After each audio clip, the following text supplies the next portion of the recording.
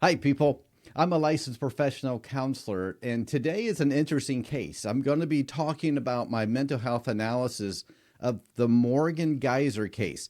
You may recognize that it's a part of the Slender Man. It happened many years ago, but there's some updates I wanted to talk about as well. I'll be focusing on the main mental health and psychological indicators while at the same time providing the backstory. I don't just talk about the crimes, I talk about the psychology behind the crimes, as well as the mysteries that captivate us. This is one that's going to captivate you. I look behind the facts of the case to understand the why of the crime. As always, my analysis of this story is based on my speculations. It's not a diagnosis of anyone involved in this case. Now, let's get to it, shall we? How does a fantasy become so real that it compels a child to commit an act of extreme violence? How can a 12-year-old mind become so disconnected from reality that they believe killing a friend is a matter of survival? The psychological indicator that immediately arrests our attention in this case is an early onset psychosis, specifically schizophrenia, which was the core defense for Morgan Geyser.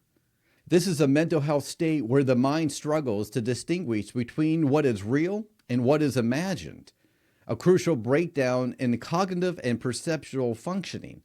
For Morgan, this wasn't just a fleeting imagination. It was a deeply held, life-altering delusion that had been building for some time. One of the most peculiar and heartbreaking facts of this case is the specific nature of this delusion.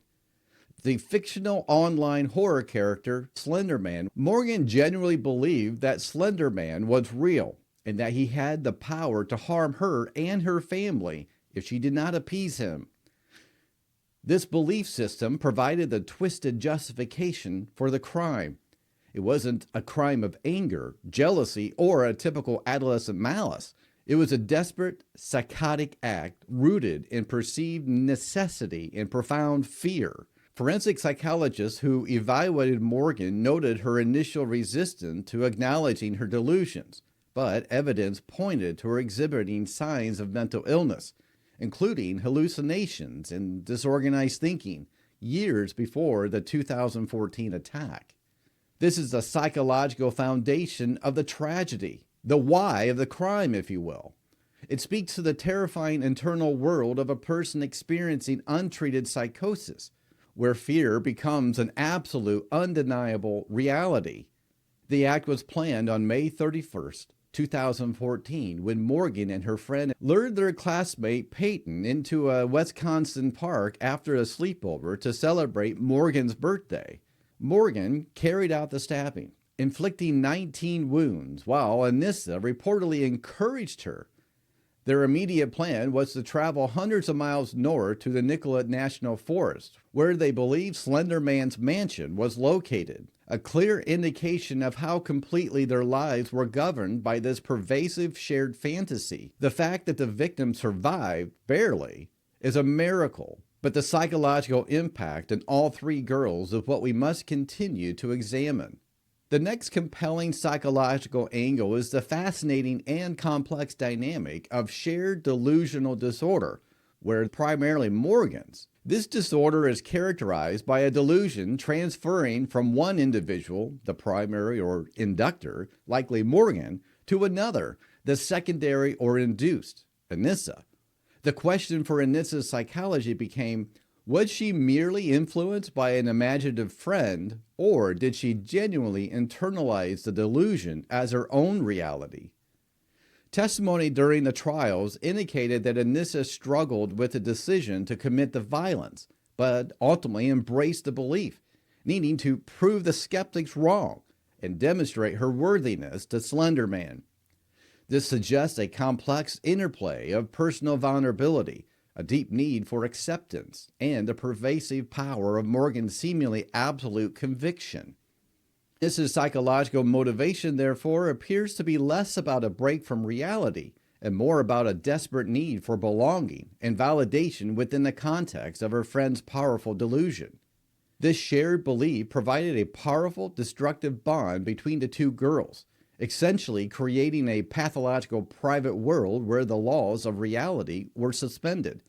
They were not just friends, they were co-conspirators in a fantasy, each reinforcing the other's commitment to the lethal task. The behavioral clues leading up to the attack were submerged in an intense relationship. The girls had spent months planning the attack, discussing the details, and reading about Slender Man. This intense planning phase, which would typically involve an opportunity to question the reality of the plan, instead solidified their psychological contract to perform the act. In a normal friendship, such a dark discussion would be a psychological warning sign, but within their shared reality, it was simply the logistics of their necessary duty. This brings us to a crucial psychological puzzle: the absence of empathy in action versus post-crime guilt. After the stabbing, both girls displayed different yet revealing psychological responses. Morgan, who did the stabbing, was described by some investigators as displaying little emotion or empathy immediately following her apprehension. This is consistent with an individual operating under the immediate control of a psychotic delusion. The act was a logical, necessary execution of a command, not a moral transgression. However, Anissa, who encouraged the act, reportedly showed more guilt and remorse during her interrogation. This psychological difference supports the idea that while Morgan was driven by the complete psychotic break, Anissa was operating in a space where her cognitive understanding of right and wrong was being overridden by the shared delusion.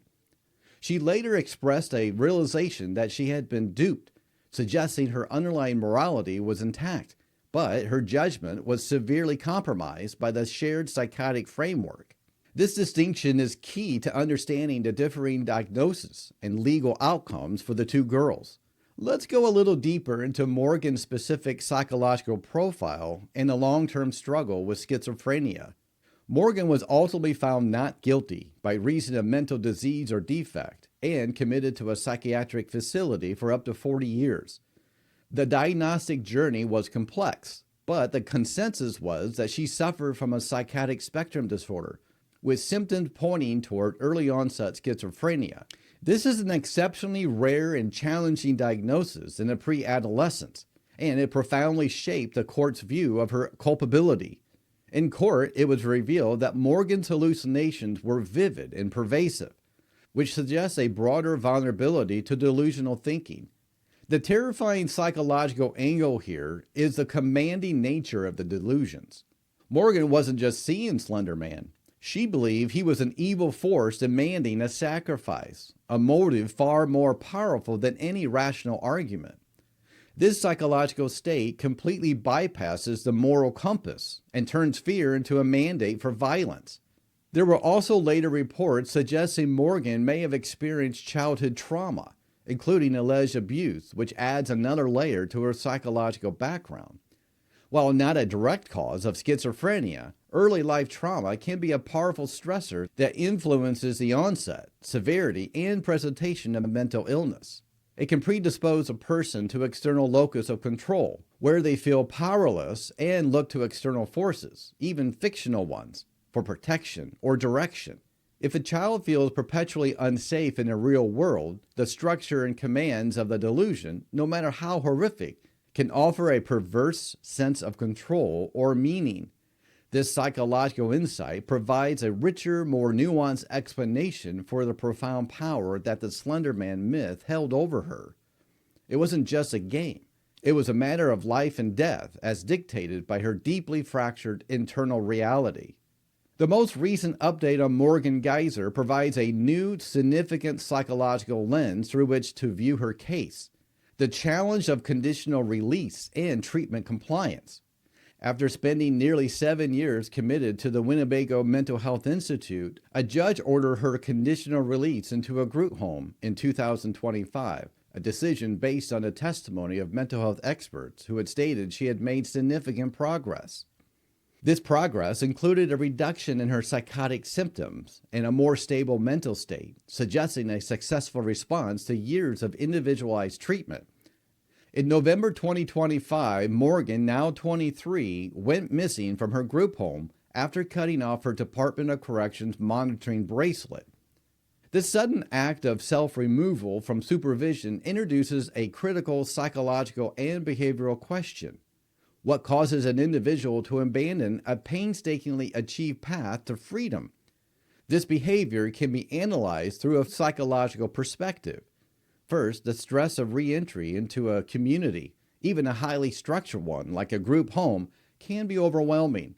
The transition from the total security and routine of an institution to a less restrictive environment often triggers anxiety and a powerful desire to escape or regress.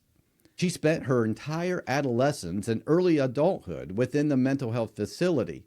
The social and emotional maturity needed for independent living is immense, and the pressure of public recognition and the stigma associated with her case would be a constant psychological burden. Second, the act itself. Cutting off a monitoring bracelet is an act of intentional non-compliance and defiance. Prior to her release, prosecutors raised concerns about alleged violent communications and concerning reading material, suggesting that her path to recovery may have included concerning lapses. There were also reports during a 2022 evaluation that Morgan claimed she had been faking her symptoms to avoid being released to her father, alleging he had abused her. This introduces a complex layer of deception, manipulation, and the psychological impact of trauma. If she was alleging abuse, the prospect of any perceived return to her familiar pattern of powerlessness could have fueled a frantic, illogical escape. Was the escape driven by a return of old delusions, a resurgence of her psychotic reality, or by a newly developed, more rational fear of her supervised environment? The psychology of an escape like this is rarely simple. It is a sudden, high-stakes decision driven by an intense emotional or psychological pressure that overrides rational thought and legal consequences. It provides a profound sense of uncertainty about the true stability of her recovery and whether the deeply embedded psychological trauma and psychotic vulnerability were fully addressed. This is a stark reminder that psychiatric treatment, while effective, is a lifelong process, not a singular cure, and the psychological burdens carried by those with severe mental illness remain incredibly heavy. Finally, let's consider the psychological impact on the victim, Payton Leutner, and the ultimate closure this case seeks to provide. Payton's story, while one of miraculous survival, is a powerful study in the psychological resilience of a victim of extreme violence. She was not just a survivor of 19 stab wounds. She was a survivor of betrayal and psychological manipulation by her friends. The fact that the girls used the context of a birthday sleepover, a moment of presumed safety and intimacy, to carry out the attack creates a profound violation of that trust that can be far more damaging than the physical wounds. This type of betrayal leads to a psychological trauma known as moral injury, where one's fundamental beliefs about safety, friendship, and the goodness of others are shattered. Payton's public statement years later, acknowledging the scars but stating that the event led her to have a plan for her life, is a testament to the human capacity for post-traumatic growth.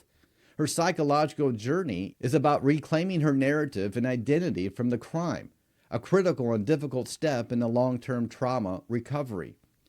For the community and for the true crime enthusiast, the psychological mystery of the Morgan Geyser case lies in the enduring question: where is the line between fantasy and reality for an impressionable, vulnerable mind? The clues from the reported early signs of psychosis to the powerful shared delusion all piece together to form a devastating picture of a mental health crisis that metastasized into violence rather than a crime driven by a typical malice or motive. The aha moment is recognizing that the Slender Man was not the cause but a symptom, the manifestation of a pre-existent catastrophic breakdown in Morgan's reality testing.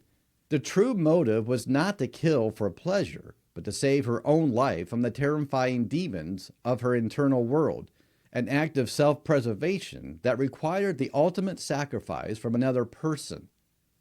This case serves as a powerful, unsettling reminder of the hidden psychological battles fought within young minds and a desperate need for early intervention in psychotic disorders. The recent event of Morgan's disappearance and subsequent capture adds a tragic, uncertain chapter to a story that was supposed to be a success story of institutional treatment, raising immediate concerns about the nature of her current psychological state and her safety. Wow, what a case this was. What did you think about Morgan and Anissa and Payton? This was a tragic story of teenagers and mental illness that could have been treated, could have been prevented before all this happened. Were there any elements of this story that stood out to you? Let me know. And if you want more mental health analysis of true crime stories like this one, be sure to subscribe for more. If you found this case compelling, be sure to watch this next story. It will make you more aware of your surroundings. Thank you for joining me today. Until next time, stay curious, stay safe.